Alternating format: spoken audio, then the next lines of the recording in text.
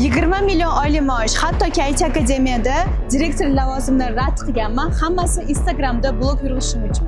5 yil oldin Westminster universitetini bitirib, IT sohasida yo'lim boshlangan va 3 yil IT kompaniyalarida ishlab, shuni tushunganman, juda ham ta'lim sohasida loyihalar qilmoqchiligim bor. Buni tan olishim qiyin bo'lgan, chunki ishlayotgan, 2 yildan beri ishlayotgan xalqaro IT kompaniyaga o'rganib qolganman, kollegalarga o'rganib qolganman va prям direktorim oldiga ko'zimda yosh to'la kirganman. Toshtuman kompaniyadan ketmoqchiman.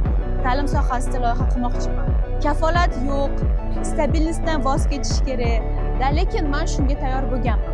Va direktorim aytgan, nima qilmoqchisan deganda, shunaqa, men ta'lim sohasida loyihalar qilaman, kastef qilaman, produktlar yarataman, zo'r oferlar yarataman o'quv ta'limlarga, ularga o'quvchi olib kelib beraman va ular menga o'quvchilardan foiz berishadi deganman.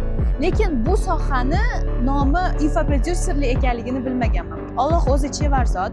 23-yil ishdan boshlagan bo'lsam, 24-yilda Allohim menga Gulruhoyim ustozimni yuboradilar.